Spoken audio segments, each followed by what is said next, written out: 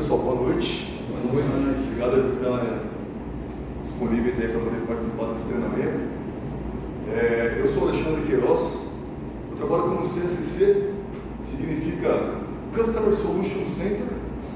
Então esse departamento é o mais próximo do que seria a engenharia na Oracle.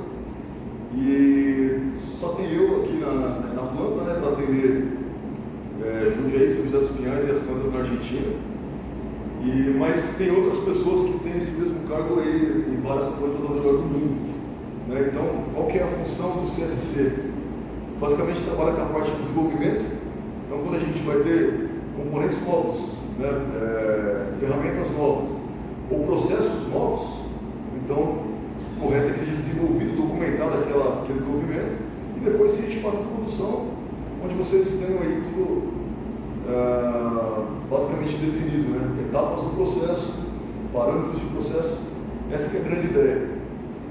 Além disso também, existe uma função que é em relação a solução de problemas. Né? Quando o cliente reclama ou tem um problema que nós temos um revestimento, que vocês conhecem bastante sobre os problemas que acontecem, né? Então o CSC é responsável por poder apoiar.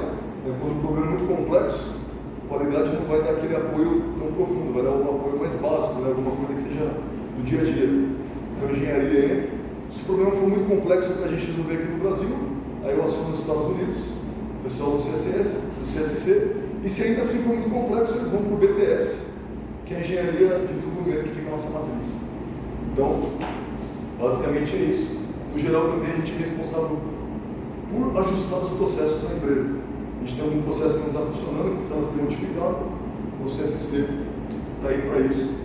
E é claro, né, para a gente poder prover alguma solução, já que está no nome aqui, solução ao cliente, né, o centro de solução ao cliente, é impossível fazer isso sozinho. Precisa da ajuda de vocês, da experiência de vocês, do expertise, os anos de experiência que vocês têm, o que vocês sabem, para que a gente possa realmente ter soluções internas que venham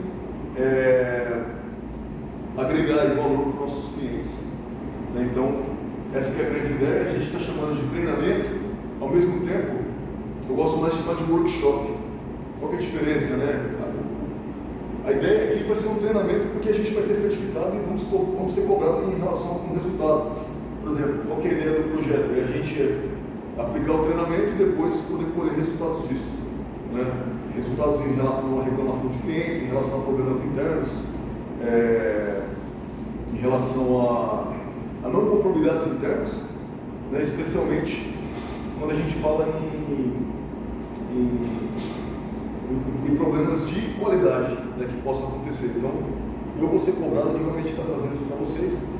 E a ideia do treinamento eu sofro um treinamento lá fora, né, desde que eu entrei na empresa aqui, é treinamento direto, é o tempo todo. Agora que reduziu a carga, que realmente eu estou sendo treinado para poder treinar outras pessoas, mesmo lá no comitê de CSCs. E eu fiz essa proposta, o treinamento deveria ser para a operação. Né, alguns de vocês eu trabalhei junto, aprendi já um pouco, a gente montou carga junto, a gente colocou receita para funcionar em conjunto e aí a gente conseguiu aprender bastante coisa um com o outro. Então a ideia é workshop, a gente aprender aí uns com os outros. Então por isso, workshop significa vocês participam, vocês levantam e falam, eu tenho uma experiência, eu tenho uma contribuição aqui no que você está falando, vocês podem interromper em qualquer momento e participar e trazer aí a contribuição. Beleza? Não está funcionando aqui o de slides, mas vou usar por aqui mesmo. Só para vocês entenderem, gente, aqui nós estamos falando de um projeto. O projeto, a ideia dele sempre tem começo e fim. O treinamento, a ideia é a gente continuar, a gente renovar, né, trazer treinamentos básicos, depois avançados, mas o projeto em si, né, que envolve a criação do centro de treinamento, ele tem um escopo. Né? O objetivo, como eu falei, é reduzir o índice de reclamações. Né? A gente conseguiu um número de horas de treinamento, e a meta nesse período é conseguir 3.000 horas, mas tem um escopo. O escopo significa o objetivo. Qual é o objetivo da gente iniciar um projeto que tem a ver com treinamento? Né? Então, primeiro, identificar quais são as necessidades da operação. Né? E aí vocês vão poder contribuir bastante. Né? Onde o desempenho é baixo? Onde a gente podia melhorar? Então vocês levantam e falam, traz um tema aí, traz um ponto para a gente poder discutir, para poder avançar e melhorar aí os nossos índices, né? Então, o escopo principal, elaborar um programa de treinamento, já foi feito, vou mostrar para vocês. Elaborar o material, é o que eu vou estar fazendo no decorrer das etapas aí. Levantar uma documentação, uma delas é a lista de presença, já está aí na mão de vocês, é necessário. Depois, avaliação do treinamento, vocês têm que avaliar e falar, poxa, valeu esse treinamento, esse módulo que a gente fez aqui, contribuiu para o meu dia a dia, eu vou poder melhorar uma série de coisas, ou não foi legal, aprendi bastante coisa, mas não serve para nada em relação à aplicação, não vou conseguir aplicar isso, então vocês precisam avaliar. E o desempenho do treinamento também é avaliado, então a gente tem que fazer também, responder um questionário, poxa, entendeu, acompanhou, e aí a gente precisa apresentar isso aí para a direção também. Vamos ter um certificado, por isso a participação do RH, eu coloquei aqui. Departamento da qualidade, o João vai monitorar os índices de reclamação, e o pessoal da produção, a gerência da produção, tanto aqui de Jundiaí quanto São José dos Pinhais, vão verificar a agenda. Vocês vão estar gastando tempo, então a empresa está investindo nesse tempo aqui, que nós estamos parados em relação à operação, para poder ser treinados. Então, é um investimento da empresa em relação à equipe que está participando aqui. Eu vou aplicar o treinamento aqui em Jundiaí, o Stefan em São José dos Pinhais, e eu vou estar gerenciando aí as pendências que cada um vai ter que ter em relação ao projeto. Não vocês, a pendência de vocês é só ser treinado, entender, discutir, levantar. Fiquei com dúvida, poxa, eu não queria falar no meio dos colegas, então vocês vão separadamente manda mensagem, entre em contato e a gente vai chegar e vai trazer aquela dúvida como escopo para a gente poder discutir. Então começou agora, semana passada, o projeto, ele vai até a mesma data de 2025. Aqui a gente tem o escopo, nós vamos começar falando hoje aqui um pouco sobre o portfólio dos investimentos que nós temos aí no Brasil. Depois, vamos ver sobre os nossos fóruns, os nossos equipamentos que nós temos. Vocês conhecem bem, mas nós vamos ter uma parte teórica aí para a gente poder conhecer. O que significa isso? A operação, vocês que vão me ensinar. Puxa, eu faço assim, eu opero assim, eu tomei uma decisão no processo assim, assado, legal, nós vamos aprender juntos. Mas o porquê que a gente faz o que faz, aí é hora de a gente puxar a informação avançada e trazer para vocês. Então, fora os equipamentos, manuseio, isso foi uma solicitação aí da gerência, em prevenção de danos.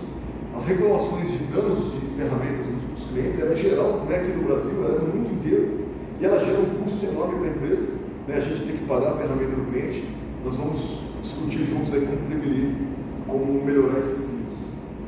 Inspeção e controle de qualidade, a gente vai aprender a operar os equipamentos lá, igual o John faz, Poxa, eu só sei como é que é, mas eu nunca fui lá na ficha, eu nunca medi uma camada, eu nunca verifiquei composição química. Vamos aprender na prática como é que funciona e como é que faz, pelo menos de modo básico. E vamos aprender o que é PACVD, o que é PVD, vocês já conhecem, então nós vamos procurar acrescentar um pouco mais de informação, aprender sobre nitretação também, as ferramentas dos clientes, porte e conformação, e vamos aprender sobre Precision Components e as operações aqui, teoria, prática, instruções de trabalho, procedimentos de inspeção, polimento, microjateamento, preparação de aresta, processo de decapagem, desgaseificação, limpeza. Então nós vamos aprender sobre os pré-tratamentos e pós-tratamentos na prática. E o último módulo aqui vai ser sobre Lean Manufacturing. Isso significa manufatura enxuta, como é que a gente elimina todos os desperdícios que podem estar acontecendo. Isso vale para toda a operação, não existe uma empresa que não precisa. Você está trabalhando e fala, puxa, eu estou tendo um desperdício de tempo aqui. Levanta a mão e fala, tem uma ideia de linha aqui, vai melhorar, daqui a pouco me põe na caneta e fala, puxa, a empresa está economizando alguns milhares de reais aí ao ano por conta da sua ideia, por conta da sua visão em relação a eliminar desperdício. Então, é isso que a gente vai discutir nesse tópico aqui. Esses são os documentos, então tem o certificado de competência, nós vamos puxar isso de modo oficial, não só fazer uma folhinha, colocar o seu nome e falar, beleza, participou do curso. Não, a gente tem um certificado de competência, você pode, inclusive, ministrar esse curso para funcionários novos, chegar e falar, eu vou treinar esse colega aqui, que está chegando agora na empresa. Então, nós vamos ter um certificado oficial. De novo, a avaliação do curso vai ser feita via formulário também, a avaliação do treinamento, tem alguns que estão colocados aqui, feedback de treinamento, lista de presença, mas no geral são os formulários que precisaram ser preenchidos no decorrer dos treinamentos. Até aqui, alguma dúvida? Alguém quer perguntar ou falar alguma coisa? Em relação ao projeto, como é que funciona essa coisa de projetos? Só para vocês poderem entender, essa questão de projeto, né? O que a gente chama de projeto? Vou dar um exemplo para vocês. A gente tem um plano aqui no futuro de ter uma nova máquina, por exemplo, né? Sei lá, ter mais um 830 aqui, ou ter um RS50, ou um RS90, não sei. O negociante vai ter. Então, para essa máquina, até a hora que foi aprovada, beleza, Jundiaí vai ter uma nova máquina. E o final, que ela vai estar funcionando, validada com as receitas e rodando carga, tem um monte de etapa para acontecer. Vocês concordam? Tem que ter uma compra, uma aprovação, tem que ter uma negociação, depois o transporte, tem que saber como é que vai ser feito, a instalação dela aqui, a preparação para a instalação, o layout. Então tudo isso geralmente é colocado no projeto, tem um começo e tem um fim. Então essa é a grande ideia. Esse é um dos projetos, nós temos outros, depois eu vou apresentar para vocês, os projetos que são especialmente voltados para Lean, redução de custo, que eu vou estar puxando aí, mas com a participação de uma equipe igual tem aqui, os colegas conduzindo e a gente fazendo parte. Pessoal, para não ficar maçante aí, fica à vontade, vocês podem chegar e falar, pode descaracterizar, ou se for uma besteira aí que eu te corrigir, não tem problema nenhum. Nós estamos aqui para poder aprender junto mesmo. Qual que é o ideal aqui, para a gente poder começar? É falar sobre a empresa, falar sobre a Oreo. Eu já cometi um erro na minha carreira de trabalhar durante anos numa empresa e não sabia exatamente assim, o foco, o que a empresa faz afinal. A gente está trabalhando todo dia, mas não entende o que a empresa realmente faz. Então, o que a empresa é, como que ela está situada aí. Então, se a gente não sabe o que a empresa faz, e alguém pergunta, você trabalha na onde? Ela trabalha na Oreo. Ela faz o quê? Ela faz PVD, entendeu? Porque ninguém conhece, né? Ninguém conhece. Aí todo mundo que você fala o nome. Agora eu vou te falar uma coisa que talvez você fique surpreso. Você falou ninguém conhece os colegas, talvez, alguém de uma área industrial. Não, eu já visitei um colega que trabalha com usinagem. E ele não sabe o que é PVD. Depois que eu fui abrir, ele explicando, aquele que é amarelinho lá, não, já sei, é titânio. Então eu achava que era titânio, não era titânio, não é? O amarelo não é titânio, o titânio ele é, se você for pegar bem o revestimento do titânio, ele é azul. Então o nosso revestimento não é titânio, é nitreto de titânio, que é uma coisa diferente. Então, quer dizer, as pessoas não conhecem. Nós acabamos de receber um treinamento que foi ministrado pelo Greg Milish. Ele também gerencia aí, entre outras coisas, o CSCs, né? E ele falou, se você coloca PVD no Google, nem o Google reconhece o que é PVD. Vai aparecer uma doença cardiovascular. Se o Google reconhece. Ninguém sabe, cara. Se o Google, uma hora vai aparecer, mas você vai ter que descer. Os primeiros resultados é uma doença vascular pulmonar. É isso mesmo, PVD, o B de doença, o V de vascular e o P de pulmonar. Uma doença cardiopulmonar, vascular. E agora? Ninguém sabe o que é. Então, isso significa que o que a gente faz não é simples. É uma tecnologia complexa, até de explicar para alguém. Poxa, explicar para a família, explicar para alguém o que a gente faz aqui, entendeu? Mas nós precisamos saber. É só assim que a gente vai conseguir interagir, né, melhor com o nosso trabalho, com o nosso dia a dia. Eu comecei aqui a apresentação, mas eu falei sobre a minha formação. Eu sou técnico em metalurgia, então sou metalurgista, fiz técnico do Senai. Depois eu fiz tecnologia em materiais, que envolve metalurgia, plástico e cerâmica. Depois eu fiz engenharia de materiais. E depois eu fiz um MBA, uma pós-graduação em gerenciamento de projetos.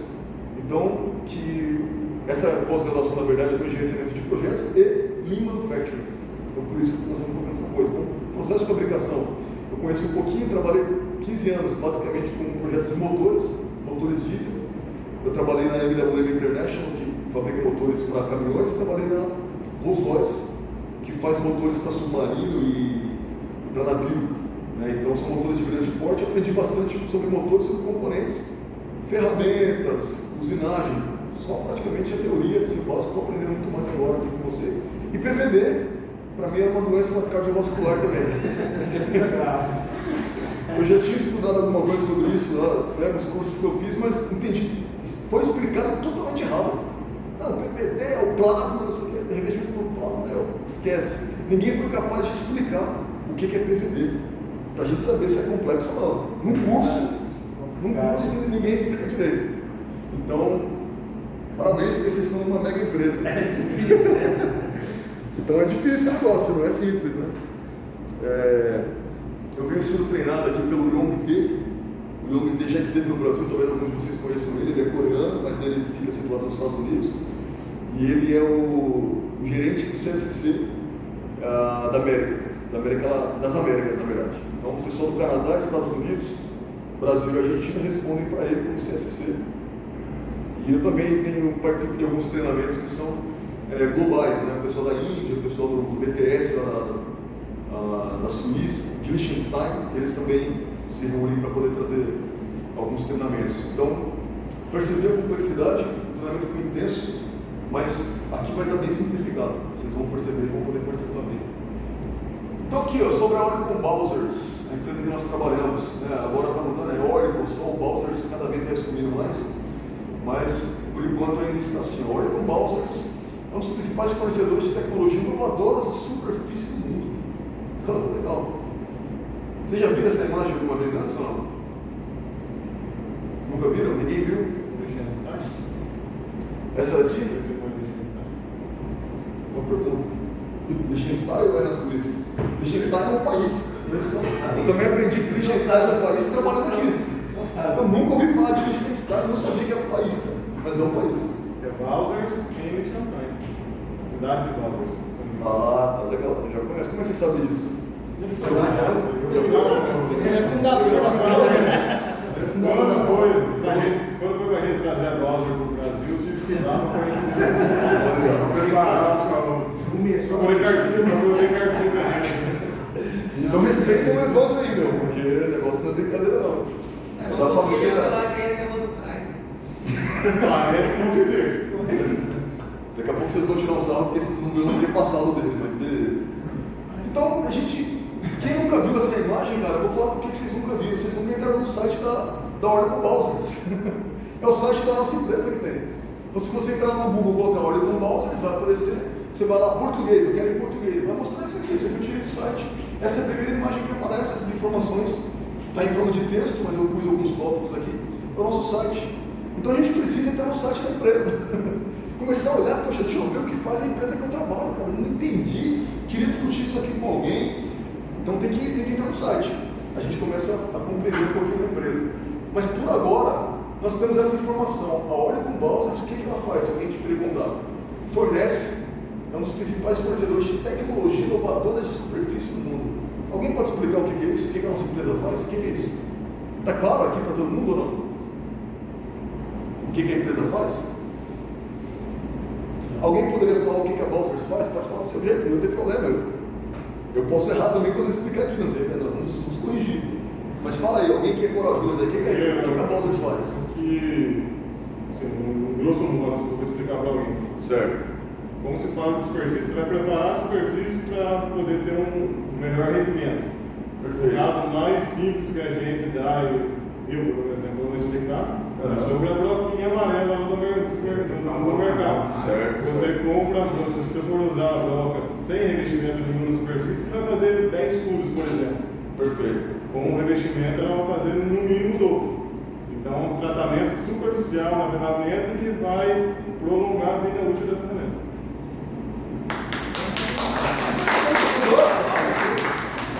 O cara aqui é descendente da família da. Muito bom. Mas se fosse para falar em uma palavra, você falou tudo certo e está correto mesmo, contribuiu já no treinamento. Mas em uma palavra, o que você fala? O que a gente faz afinal? Revestimento. Perfeito. Revestimento. Revestir alguma coisa? Caramba, é isso que a gente faz? Legal, cara. Isso Tá se certo. confunde muito com banho. Se confunde banho não é revestimento? É um revestimento, mas não no nosso caso. O nosso revestimento é diferente daqueles que eles fazem no banho. Beleza? Então nós temos bastante informação já. O que a nossa empresa faz? Alguém pode me corrigir depois, vai estar gravado aí. Tratamento de superfície. É isso que nós fazemos. Revestimento é um tipo de nome para tratamento de superfície.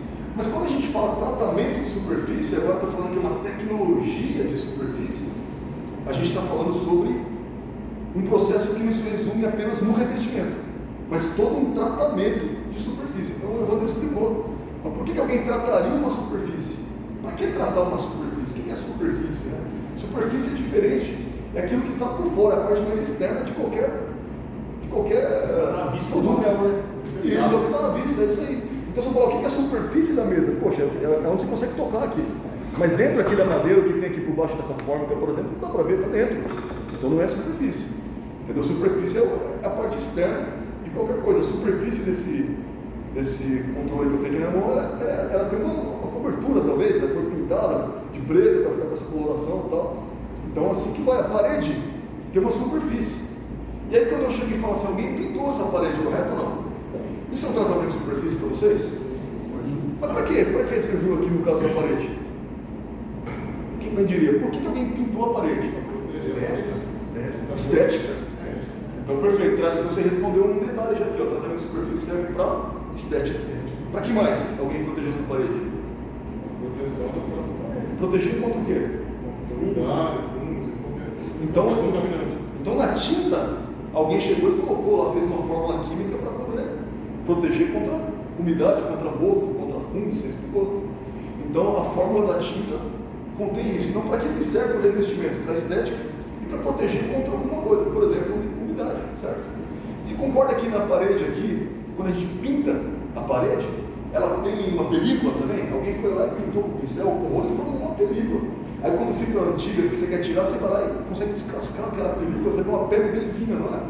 Aquilo é um revestimento. Então se reveste a parede, alguém pinta o carro para quê? Além da estética. Você explicou. Por que pinta o carro? Proteção contra o quê? Ferrugem. Ferrugem? Matou a charada. Se alguém não pintasse o carro ele ia se perder rapidinho. Ele ia apodrecer, ia começar a ver os buracos. Então alguém pinta o metal para poder proteger contra corrosão, que é a ferrugem que você falou. Ferrugem, geral, é o nome que se dá para corrosão do ferro. Mas se for corrosão de outro material, a gente tem que chamar de corrosão, entendeu? Então você também faz tratamento de superfície para proteger contra a corrosão. No caso do tratamento que a gente faz no carro, pintura, tem outros tratamentos prévios. Mas e a roda do carro? Alguém já viu? Tem um carro com a roda cromada. O que é isso, cromado? Alguém tem ideia? Cromado é um revestimento em banho. Feito de quê? Cromo. Então alguém descobriu que o cromo ele tem o efeito de deixar uma estética legal e além disso proteger contra a corrosão. Aquela roda, você não vai ver uma roda cromada e enferrujada, né? Tudo isso a gente está falando de tratamento de superfície. Então se eu fiz um tratamento de superfície, ou seja, depositei uma camada, ou seja, fiz um revestimento, e eu tenho um objetivo que pode ser estético, ou pode ser para proteger contra alguma coisa, isso é um tratamento de superfície, né?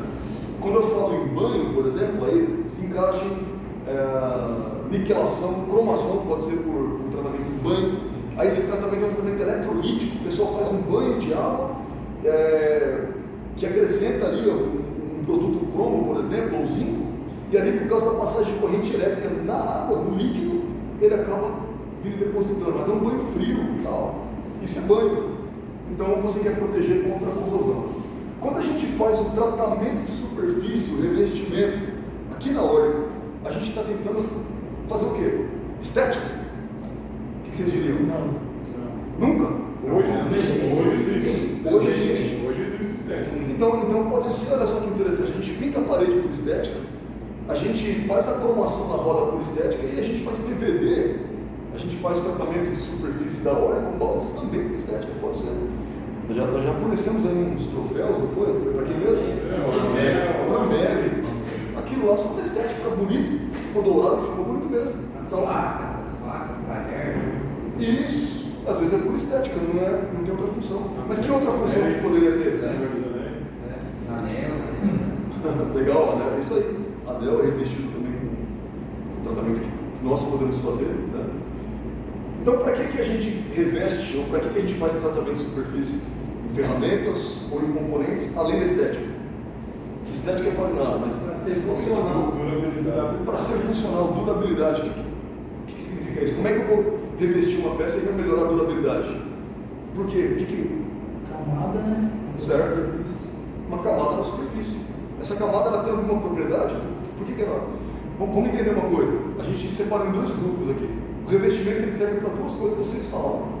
Um é estética e o outro é para proteger contra alguma coisa. Não foi isso que vocês disseram?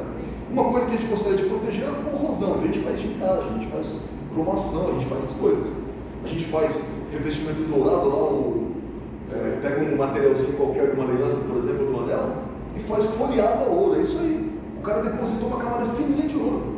É feito de ouro? Não, mas a superfície é de ouro. É ouro de verdade. Aquele que é folheado a ouro é ouro de verdade, mas só a superfície. Por baixo você tem outro metal que não é nobre. Entendeu? Então você quer proteger, ou quer fazer estética, proteger contra a corrosão. Mas e os nossos tratamentos? Quando alguém faz o tratamento de uma ferramenta, por exemplo, a ferramenta, uma broca, como você mencionou aqui, nós estamos tentando proteger a ferramenta. Nós estamos fazendo um tratamento de superfície, revestindo, para proteger a ferramenta. Proteger contra o quê? Desgaste. Estou charado. A gente quer proteger contra o desgaste, ou seja, a gente quer aumentar a resistência ao desgaste. Todas as brocas têm uma resistência ao desgaste. Você falou, pode fazer 10 furos, e aí ela precisa de reafiação, ou precisa substituir a broca. Mas se fizer um revestimento, ela vai poder furar muito mais. Então o que está acontecendo ali? Nós estamos aumentando a resistência ao desgaste. Por que o nosso revestimento aumenta a resistência ao desgaste? Porque o material do revestimento é mais duro. Fala aí, de novo. Porque o material do revestimento é mais duro do que o da ferramenta. Do que a ferramenta, é isso aí. O que faz ter desgaste? Uma superfície, ó, de novo, superfície.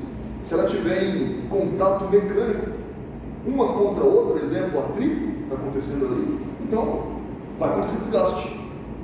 E o que vai depender para ter mais ou menos desgaste? Dureza. O que nós temos de propriedade nos nossos revestimentos da Balsas? Alta dureza. Então, muito mais alta do que o substrato. O substrato é a ferramenta, é o material. Então a gente consegue aumentar a resistência ao desgaste. Esse é o principal objetivo do nosso revestimento. Então se alguém fala assim, por exemplo, já me perguntaram hoje, eu estava no Uber, e o cara falou, o que a Oregon Balsas faz? Eu falei, tratamento de superfície, já ouviu falar? Eu sei lá, ele tentou explicar, eu falei, tratamento de superfície, não sei até o exemplo da broca. Eu falei, a gente coloca um revestimento na superfície que faz com que ela tenha maior resistência ao desgaste, então vai durar muito mais. É isso que a Balsas faz, tratamento de superfície, embora está escrito tecnologias inovadoras de superfície. Perfeito. Nós temos como marca registrada aqui Balimit e Balimed, vocês conhecem bem. Basicamente vai ser a mesma coisa, o mesmo revestimento, mas comercialmente, para a área médica a gente utiliza Balimed, certo? Alguém falou para mim hoje aqui que esse Bal é de Balsas e o Mit, que é no final aqui, foi por causa do nosso primeiro revestimento. Alguém sabe qual foi o primeiro revestimento da empresa? Nitreto de titânio, que é o Balimit o quê? Balimit é a área. Então, aqui você tem Ni de nitreto e o T de titânio. NT, é assim que a gente escreve nitreto de titânio, né? Então, por isso o Balimit, uma curiosidade bem legal. E aí, Balimédico, por conta de ser médico. Hoje a empresa tem 110 centros de revestimento, vocês falaram aí, em 35 países, Europa, América e Ásia. Soluções de superfície, o OSS, né? Que é o Oracle Surface Solutions, ok? Soluções de superfície. E aí nós temos a Oracle Balsas e a Oracle Medical, né? Também, onde está lá a divisão Friction. A matriz fica na Suíça, em Pfäffikon é alguma coisa assim pronunciada, Pfäffikon. E tem 12.600 funcionários na empresa que a gente trabalha. Olha só o tamanho, né? Está em 207 locais, está em 38 países e gerou, no ano passado, 2,7 bilhões de francos suíços. Isso aqui você pode multiplicar por 5 para saber quanto é que dá em reais, 5 ponto alguma coisa. Né? Então, quase 15 bilhões de reais. Empresa que fatura alto mesmo, né? Multinacional, grande porte, bastante funcionários aí. Então, você começou a conhecer sobre a empresa, você já pode falar sobre a Oracle com outras pessoas também. Aqui está o antepassado do Evandro. Está fazendo cerimônia.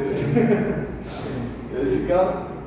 Então, a empresa tem uma história. Isso aqui você não vai encontrar muito no site, né? Mas eu puxei essa apresentação, não ela toda, mas eu fui puxando de várias outras apresentações que são utilizadas aí para funcionários novos, só que vem entrando, mas eu achei que seria bacana a gente ter.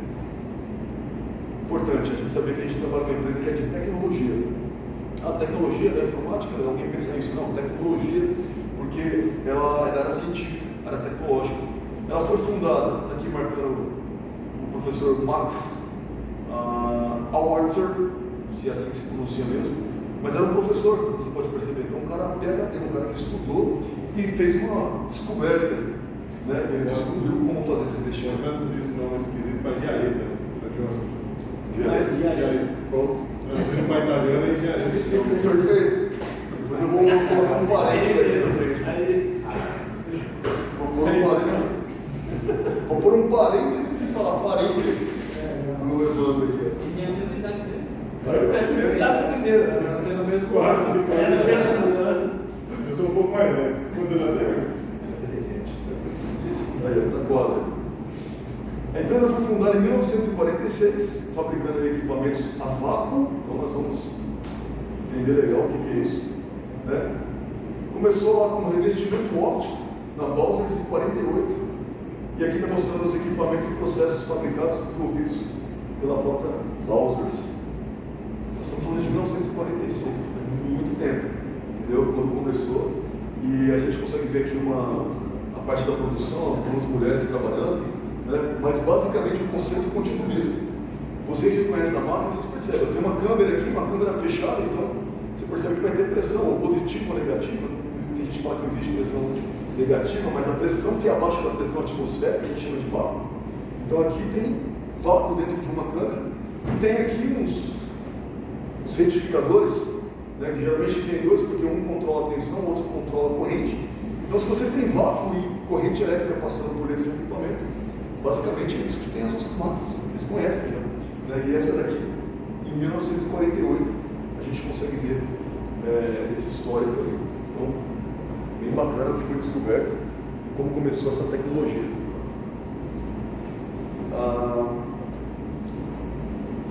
A ideia da introdução aqui, né? Aqui está um histórico até 2010, né? O que eu apresentei anterior foi atual, é o que está no nosso site agora, mas pegando até 2010, vocês vão perceber, tinha 87 centros, né, de 78 aqui até 2010, com o crescimento da empresa, estava em 32 países e tinha só 2.400 funcionários. Então vocês perceberam que ela cresceu em 14 anos, né, até 2024 aqui. Está aparecendo aqui de novo, né, a grande ideia, tá vendo? O atrito e o desgaste são os principais fatores que limitam o desempenho da vida útil. Foi isso que eu falei. Se você tem atrito, uma superfície em contato com a outra em movimento, então você vai ter desgaste. O que é desgaste? Perda de material. Vai começar a perder material, vai desgastar. Isso vai acontecer tanto com ferramentas quanto com componentes, né? Então a ideia de revestir com balemite, a nossa marca registrada, por escrito assim, é a forma mais eficaz de você conseguir uma diferença no desempenho da operação, no desempenho operacional. Então eu quero mais desempenho, eu quero mais desgaste, vai revestir com balemite alguma coisa, balemite A, B, C, balemite BLC, e aí vai, Lumena, Futura, tudo que vocês conhecem aí. Já foi falado, mas aqui eu reforçando. Quando a gente fala em ferramenta, basicamente são duas divisões que nós temos em relação à aplicação. Ferramentas, né, tem ferramentas de corte, certo? Forming Tools, o que mais que tem? Forming Tools e Cutting Tools. Então, Cutting Tools, ferramentas de corte. E Forming Tools? Ferramentas que formam alguma coisa. É isso aí, mas ferramentas de conformação mecânica, ferramentas que formam alguma coisa. Então nós temos ferramentas para quê? Melhorar a vida útil da ferramenta. Aí que o cliente ele ganha. Né? Por que alguém ia querer fazer um revestimento? Por que alguém ia comprar da gente?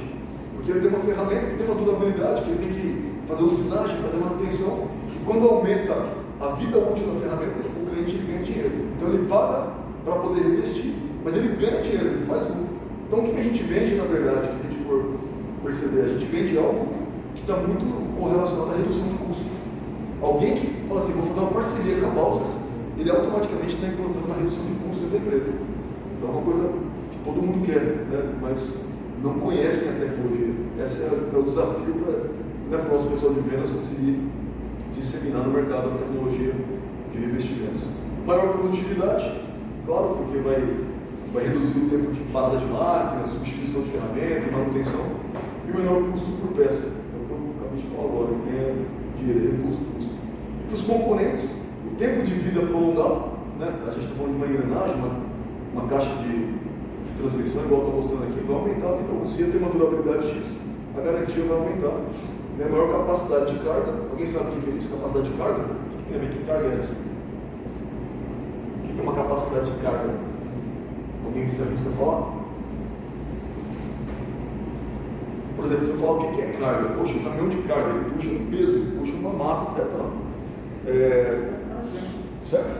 Se eu fosse falar assim, poxa, para poder levantar essa cadeira aqui, precisa de uma força. Então, estou falando sobre questão de carga. Qual que é o peso que uma pessoa é capaz de levantar, uma carga que ela é capaz de levar? Isso é carga. Mas quando a gente fala maior capacidade de carga em componente de precisão, a gente também considera que uma engrenagem sobre a outra, esse esforço que acontece, ele é uma carga na superfície, uma carga superficial.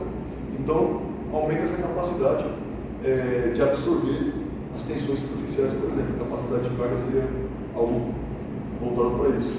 Daí a confiabilidade, ou seja, a garantia, também é aprimorada. Então, isso aí vocês também conhecem bem. Falando sobre a empresa aqui, nós somos reconhecidos como uma empresa que tem todos os serviços de um só fornecedor.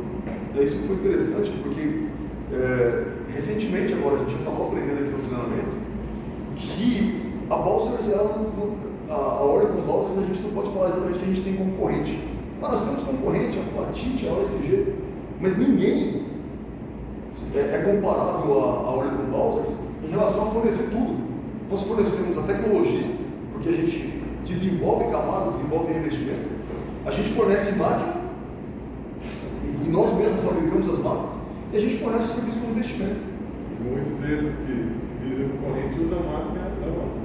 Pois é, mas eles não têm o que nós temos, eles não têm a tecnologia, eles não têm o serviço, o atendimento ao cliente, o nível de pesquisa, desenvolvimento que a Oracle tem. Então, Qualidade, né? Qualidade, exatamente.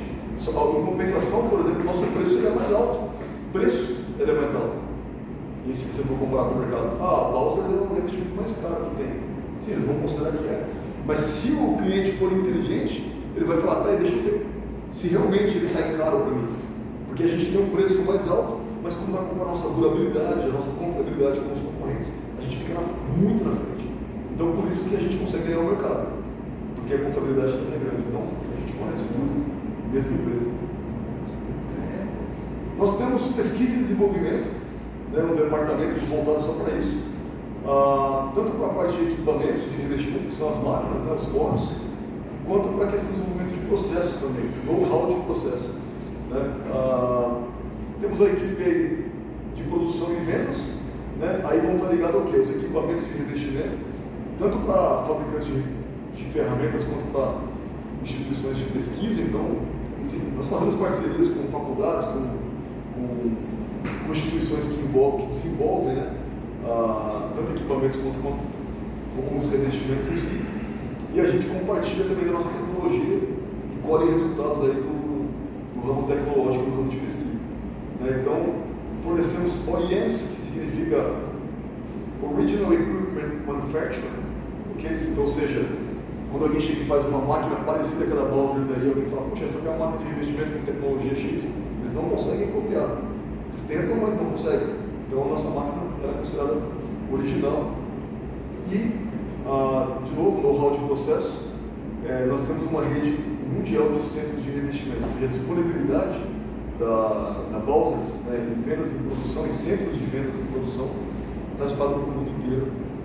E, por isso, a disponibilidade dos nossos serviços estão em todos os continentes aí. Falando de máquina, é legal falar também que agregar esse valor, por que é tudo tão caro na Balzers? A gente não pode comprar um Oric, que é um simples anel de borracha, numa feira. Tem que vir da Oric, porque é um material standard, então tem que ser produto Oric. Muito bom. Então você compra um negocinho que aqui, por exemplo, custa R$10, chega aqui pra gente a R$500 e demora uma eternidade para chegar. Então esse valor está agregado aí no preço do investimento. Está certo. Boa experiência, na verdade, o que você está falando é o seguinte: se a gente comprasse o mesmo anel aqui, seria muito mais barato. A gente conseguiria talvez você tenha mais competitivo no preço. Mas nós não queremos isso, por quê? Porque a gente quer manter a originalidade. Né? A gente pega a peça original, o nosso tempo de manutenção é considerado baixo. Se a gente comprar o anel aqui nacional, por exemplo, provavelmente a gente teria mais tempo de manutenção, a gente teria mais problemas de vazamento no forno, coisas parecidas a isso. Ia começar a descaracterizar a qualidade que nós temos. Então, tudo tem um preço. E assim são mais um produto comum no mercado. Exatamente. Então, isso que você fala, produto comum de mercado, é chamado de commodity, né? É uma pergunta que também se faz aí nas discussões dos treinamentos. Né? Nós somos uma empresa de commodity, a gente fornece revestimento como qualquer outro? Não, nós não somos. É uma empresa única que fornece revestimento a um nível de tecnologia que só a Balsas faz, não tem alguém fazendo isso. Então não é de prateleira que a gente faz, mas sim algo especial. Eu fiquei bastante tempo no estoque, o pessoal sabe. Quantas vezes eu falei com o pessoal do forno, principalmente, pegava nota de mais de R$1 milhão. Você olhava, não era outra coisa. Tudo muito caro. Tudo muito caro. Desde os componentes de reposição que a gente precisa, né, para manutenção, até comprar um forno. Eu achava, eu ficava espantado. Eu estava lá lidando com aquilo ali. Quantos meses mais ou menos? R$10 milhões. Depende do forno, por exemplo, se ele é novo ou se ele é. Depende da geração dele, se ele é mais antigo, né? Mas você falou quantos R$10 milhões? Nós estamos próximos disso mesmo. É 2,5 milhões de francos suíços, esse tipo de coisa mesmo. Vai depender. Depende do tamanho, depende do. Quer levar uma casa? Você meteu uma reta agora. E o frango dependendo dele. Para vocês saberem que, imagina só, a gente compra uma máquina, por exemplo, vamos comprar um forno novo aí. Até a gente ter o retorno desse forno, é muito revestimento, é muito trabalho. Né? Isso considerando, né, o faturamento em relação a tudo, o pagamento da mão de obra, dos funcionários, a manutenção, tudo que acontece, para poder ter o retorno é a longo prazo. Então, mas tem o retorno, porque as máquinas são boas mesmo. E o revestimento, assim, o preço do revestimento é um negócio aleatório.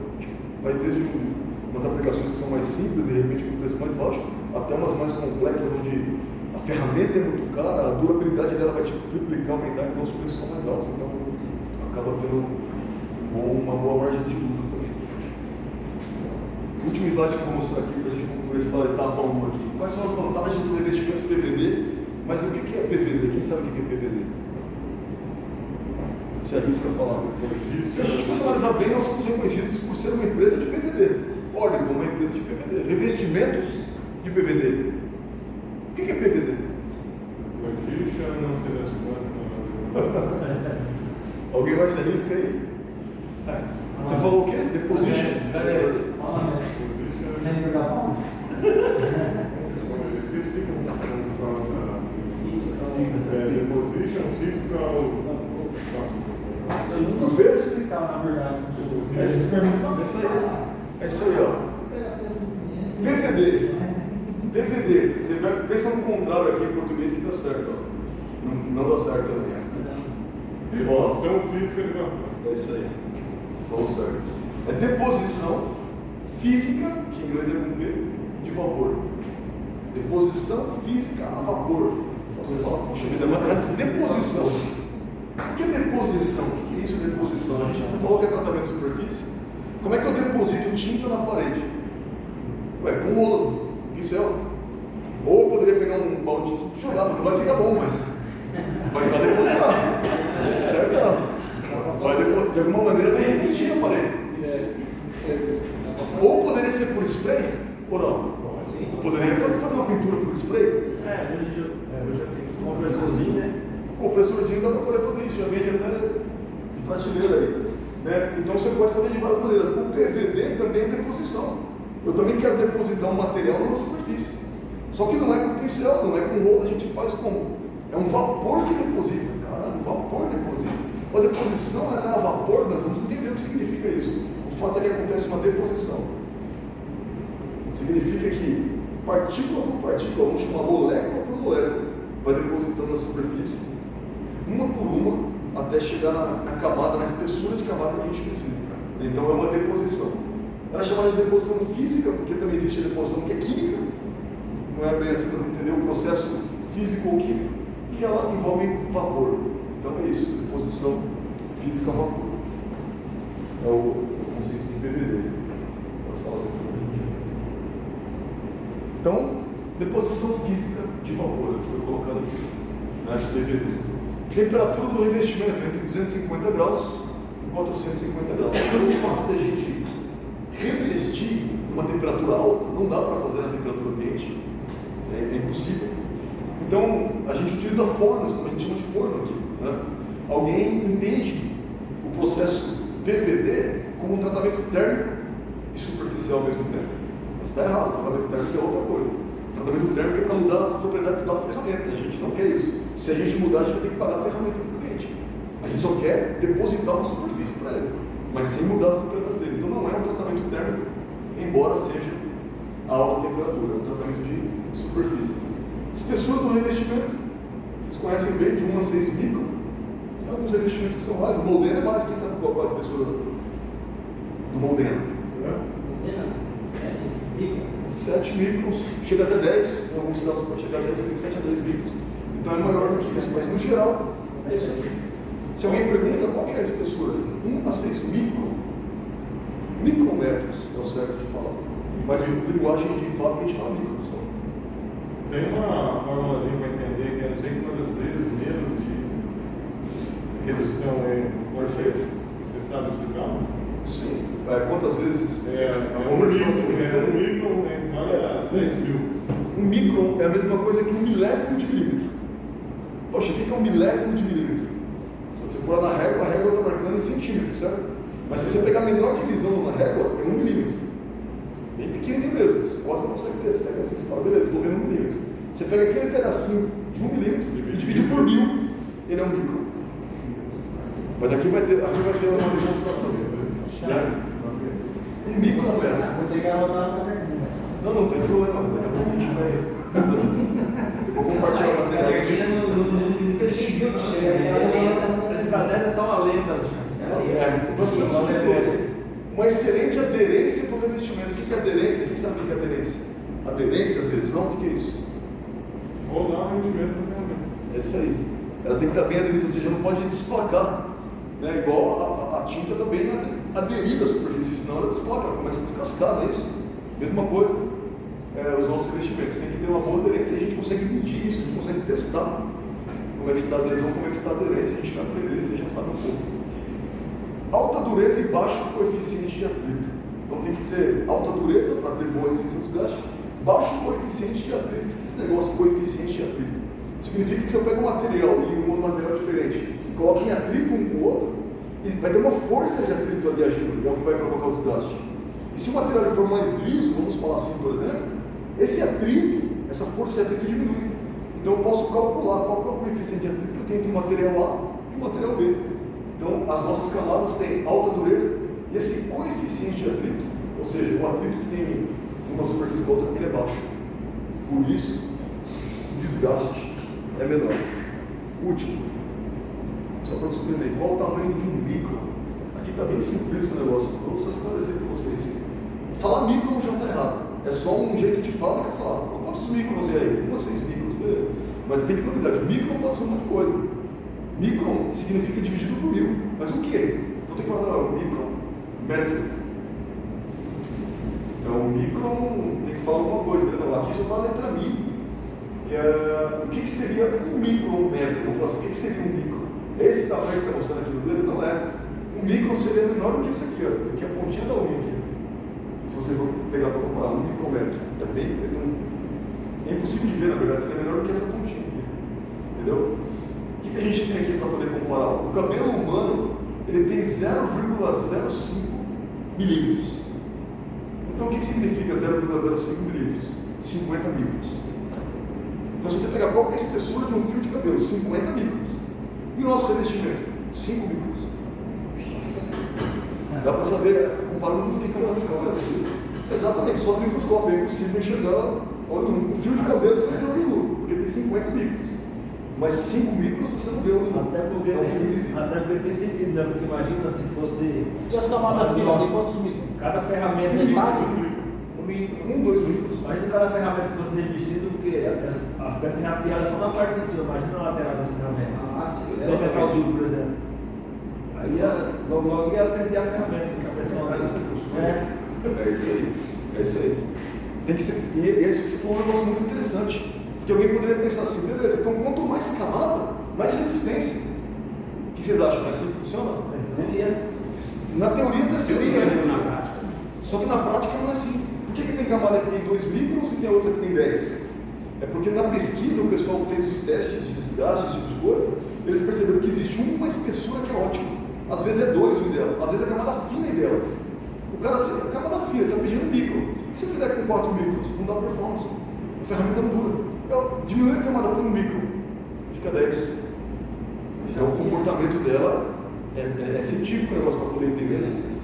Né? Então, vai ter essa variação. Mas vai entender. Vamos ver se está certo o que eu falei aqui.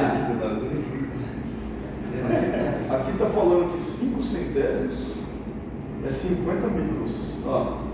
Então, se eu falasse que 1 milésimo está certo, é isso mesmo. É pegar 1 milímetro e dividir por 1000. 1 micro é pegar 1 milímetro e dividir por 1000. Então, só para confirmar.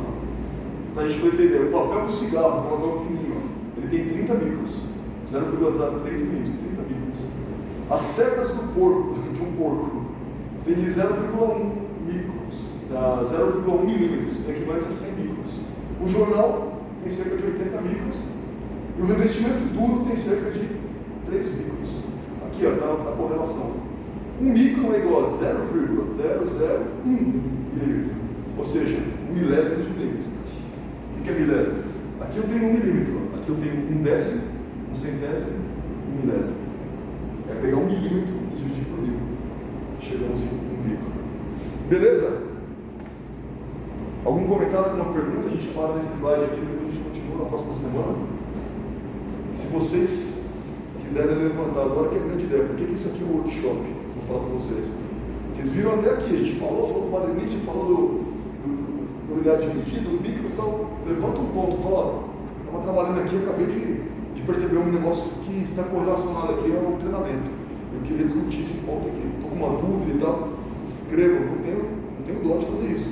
Porque quando vocês fizerem isso, vocês vão contribuir para outra turma, para outro pessoal que vai participar. Se você tem uma dúvida, a dúvida de um colega, o colega teve uma dúvida, eu discuti, cheguei a uma conclusão aqui com ele. Então, a gente faz o treinamento, entendeu? E aqui não deixa que fique assim, poxa, é só uma vez por semana que a gente vai estar aqui. Não, levantou um ponto, vai lá, discute, eu estou mexendo com o negócio aqui, chama, né? Às vezes eu estou mais tarde aqui, ou alguém, ou o John, queria fazer uma discussão de uma coisa que eu estou mexendo aqui agora, cara, eu queria entender isso aqui legal. A gente vai discutir. Pode falar. Aí modifica então quando eles só não tem a altura da montagem, a altura na hora de montagem da ferramenta no disco de cima. Certo. Fica mais próximo. Altera então a camada. Altera a camada. Se você tiver qualquer coisa perto da ferramenta, a distância entre uma ferramenta e outra altera a camada. A distância entre a ferramenta e o disco de cima altera a camada. E se eu quero, mas eu não quero, eu quero que seja controlado. Mas e se eu falo, mas eu quero alterar a camada, eu quero a camada mais fina, o que eu faço? Então, mas por isso que tem essa de 1 a 6. Ela não deixa entrar. Tem essa tolerância de 1 a 6 microns. Ela não deixa entrar. Que tem que fazer, por exemplo, o cliente manda 6 blocos, mas tem 3 assim e 3 assim. Perfeito. Você coloca um vizinho ali, vai montar junto. A maior dele vai ficar com o investimento, porque ele quer mais IA, é mais baixo. Não, fica dentro, então, mas fica dentro desse 1 a 6, que essa tolerância tem. Exatamente. A gente nunca fala para o cliente assim, eu vou te deixar com 2 micros, com 3 micros, a gente nunca fala isso. É 1 a 6. De 1 a 6. É de 1 a 6. Pode estar com 1 ou pode estar com 6. Na mesma carga, uma ferramenta pode estar com 1, outra pode estar com 6? Pode. Porque o que vai depender disso? Distância entre uma ferramenta e outra. Mas principalmente, tem um fator principal para a gente fechar agora, que define a espessura de camada. Vamos ver se alguém fala o que é. Qual o fator principal que influencia? Puxa, aqui vai ter muito mais camada, aqui vai ter menos camada. Essa ferramenta vai ter muito mais camada do que essa, na mesma carga. O que é montagem? A peça com um giro só, com 2 giros, 3 giros. Um giro só, 2 giros e 3 giros. Qual que tem mais camada? Um giro ou 3 giros? Um giro tem mais. Um giro tem mais camada que 3 giros? Sim. Por quê? Porque aqui não vai estar direcionado, às vezes vai pegar recebendo camada, mais camada num lugar só. Exatamente. Os giros são aquelas ferramentas que ficam, por exemplo, de frente para o target, certo ou não? Então vai ficar recebendo camada demais ali. Se ele tiver o segundo giro, ele vai ter o giro da árvore, já está girando, ele está ficando, tem um momento que ele fica de costa para o target, depois de frente, de costa, de frente, não é isso? Aquele momento que ele está de costa, ele está recebendo menos revestimento, quase nenhum. E o terceiro giro, além de ficar de costa, porque ela está girando em torno de si mesma, ela está ficando de costa porque está girando junto com a árvore. E está ficando de costa. E aí é o flicker que é o terceiro giro. Então é isso. Quanto mais giros, mais fina a espessura. Mas o importante do que o senhor está falando sobre a distância, sobre a altura, é a homogeneidade. A carga, o ideal é você fazer uma carga homogênea, ou seja, tudo igual, padronizado. Por exemplo, a carga que tem São José, que são os pistões da rocha. Perfeito. É tudo igual. Então, não vai dar exatamente, deu um nível em todos. Vai dar o mais aproximado possível, porque a carga, o revestimento vai ser depositado de forma igualitária nas ferramentas, porque está tudo parecido, vamos dizer assim. Você está correto. Por exemplo, ferramentas novas, né? Porque ferramenta nova ela tem um revestimento. Você medir vai dar sempre quase igual, porque são novas, você tem que botar tudo certinho igual. Perfeito. Aquelas que são reafiadas tem como complicado, você não está um padrão, né? Exatamente. Tem cliente que manda peça grande, pequena, tudo na mesma posição, por exemplo, 15 peças, 3 é grande e 12 é pequena. A ferramenta tem, por exemplo, uma posição só, ela manda 12 peças para você ver. Você fechou uma peça de 150 e outra com 10 milímetros de. Mas você pega na ferramenta e a outra gigante assim, ó. Então, vai ter variação. Exatamente. Vai ter variação. Por que é importante o vizinho? É isso, galera. Deixa eu virar.